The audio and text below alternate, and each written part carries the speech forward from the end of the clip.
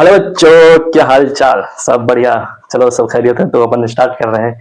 Basically 10th class CBSE board के उर्दू जो है, जो सीबीएसई बोर्ड के लिए बेसिकली 10th क्लास की उर्दू है, उसको अपन पढ़ेंगे। आप बढ़िया से पढ़ेंगे, अच्छे से पढ़ेंगे।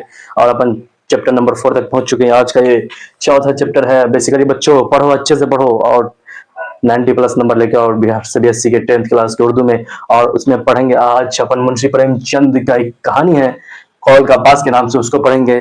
उस कहानी में बेसिकली बहुत सारी चीजों को बताया गया कि मुगल बादशाह का जो दरबार था उस जमाने में, मुगल बादशाह का जो बादशाह अकबर था, वो सारे इलाके को फतह करे, लेकिन एक इलाका जो था राजपूताना इलाका, उसको फतह नहीं कर पाया। जब उसको फतह करने के लिए मतलब उस पर कब्जा करने की कोशिश की, तो उसका जो अफसर था, वो अफसर जब उसके घर पे गया करने के लिए, किसको? रघुपंत सिंह को। तो रघुपंत सिंह जब अपने बेटे को मुलाकात करने आया उसकी बीमारी में, तो उसको पकड़ने से इनकार कर दिया। फिर बोला कि, फिर बाद में जब उसको पता चला कि अफसर को ही पकड़ के अंदर जेल कर रहा है, तो फिर खुद ही रघुपंत हाजिर हो गया और बोला कि मुझे कैद कर दो, उसको छोड़ दो। फिर लास्ट में ये जाकर के ऐसा होता है कि कौल का जो पास होता है ना, पास मतलब होता है लिहाज रखना, जो हमने कह दिया वो करके दिखाना है। तो वो सारी चीजें हैं, उन चीजों में बताया गया। उसकी मजमून का खुलासा ये है, और आगे आपको पढ़ के भी दिखा देंगे मजमून में क्या सब सारी बातें हैं। तो चलो आज अपन पढ़ते हैं। सबसे पहले मुंशी प्रेमचंद के बारे में। उनकी पैदाइश 1880 में हुई। कहाँ हुई? तो बेसिकली बच्चों, बनारस के लम्ही गांव में हुई। वफात 1936 में। असल नाम धनपत राय था, ठीक है बच्चों। उनकी मुंशी इब्तदाई तालीम मदरसे में हुई। और 1909 में कानपुर में उस्ताद की हैसियत से एक स्कूल में उनका तकर्रुर हुआ।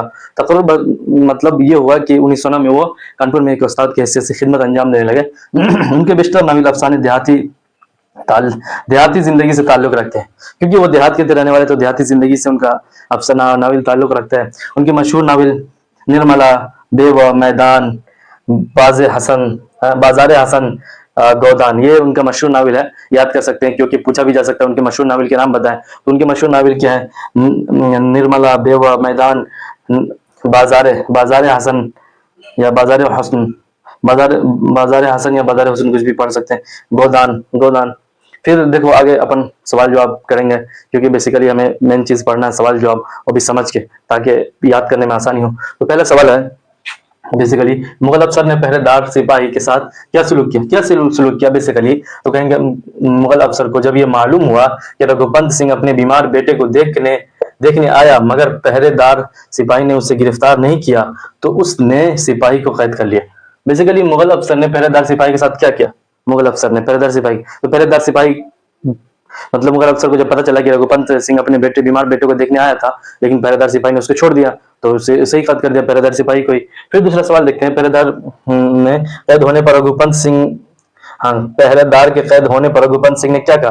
तो क्या कहा? जब उन्हें पहरेदार सिपाही के कैद होने की खबर मिली, जब उन्हें खबर मिली, तो वो उस वक्त वापस आया और मुगल अफसर के पास खड़ा हो गया कि मैं रघुपंत सिंह हूं और ये सिपाही बेगुनाह है, ठीक है, मुझे कैद कर लिया जाए और उसे छोड़ दिया जाए। ये है उनके मतलब कॉल का पास। इसी मजमून को बताना चाह रहे हैं कि कितने अपने कॉल में सच्चे हैं वो, और बता रहे हैं अपनी हकीकत को। तो बच्चों अच्छे से पढ़ो, और 2-3 क्वेश्चन सवाल और हैं जो आपको हम बता देते हैं और लिखा भी देते हैं। तो ये ज्यादा लंबा चैप्टर नहीं है, बेसिकली बहुत ही छोटा चैप्टर है, और अच्छे से पढ़ेंगे। सवालात और जवाबात को अच्छे से याद रखना है। यही सारे सवालात आएंगे आपके 10th क्लास के जो बोर्ड है, बोर्ड एग्जाम्स में।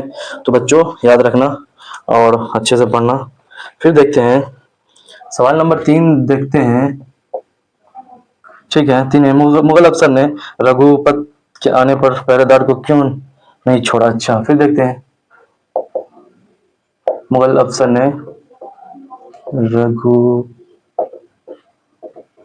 के आने पर,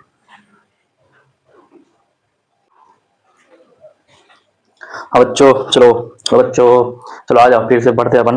फिर से क्या, बेसिकली आप लोगों के लिए थोड़ा एक एडजस्ट किया गया है कि वो जो टाइमिंग था लिखने वाला, उस टाइमिंग को अपन गैप कर दिए हैं, जिससे आप लोगों का टाइम बचेगा। तो चलो अच्छे से समझेंगे अपन। क्या समझेंगे? बेसिकली सवाल नंबर 3 देखते हैं। मुगल अफसर ने रघुपत के आने पर पहरेदार को क्यों नहीं छोड़ा? देखो मुगल अफसर बेसिकली क्यों नहीं छोड़ा, तो उसको बता रहे हैं। तो मुगल अफसर ने रघुपत के आने पर इससे भी पकड़कर सिपाही के साथ कैद खाने में डाल दिया। क्योंकि क्योंकि उसने उसके नजदीक पहरे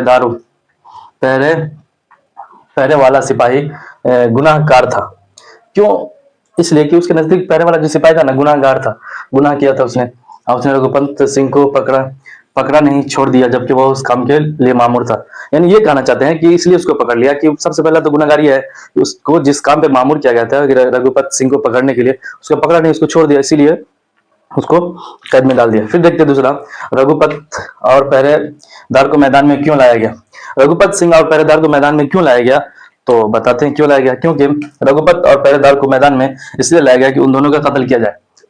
बेसिकली उनको मैदान में इसलिए बुलाया गया ताकि उनको कत्ल कर दिया जाए, क्योंकि दोनों एक तरीके से मुजरिम था। ये रघुपत इसलिए मुजरिम था कि वो मुगल बादशाह के अंडर नहीं आ रहा था, वो उनका जो इलाका था उसको फतह नहीं करने दे रहा था, इसलिए वो मुजरिम था। और दूसरा सिपाही पहरेदार जो था वो मुजरिम इसलिए था कि उन्हें मामूर किया गया था रघुपत सिंह को पकड़ने के लिए, वो पकड़ा नहीं, उसे छोड़ दिया, तो दोनों मुजरिम था उसको कत्ल करने के लिए। फिर देखते हैं कि अकबर ने पहरेदार से खुश होकर क्या कहा।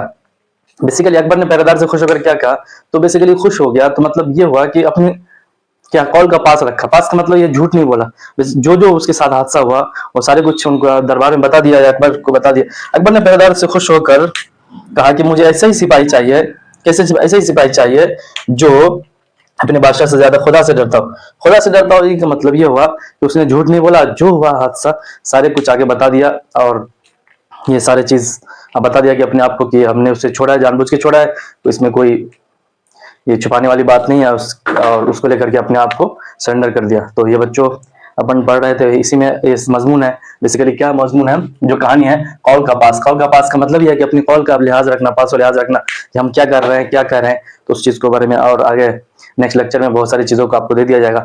चलो बच्चों, तब तक के लिए ओके बाय, और सब्सक्राइब करो, शेयर करो, ज्यादा से ज्यादा लोगों तक उसको पहुंचाओ, और उसका नफाम करो, उसको रफ़ाम करो, और उर्दू को कॉमन करो, बहुत सारे बच्चों तक उर्दू को पहुंचाओ, उर्दू पढ़ने वालों तक पहुंचाओ, नौ पढ़ने वालों तक पहुंचाओ, ताकि सारे लोग उर्दू पढ़े, सारे आगे बढ़े। तब तक के लिए अल्लाह हाफिज।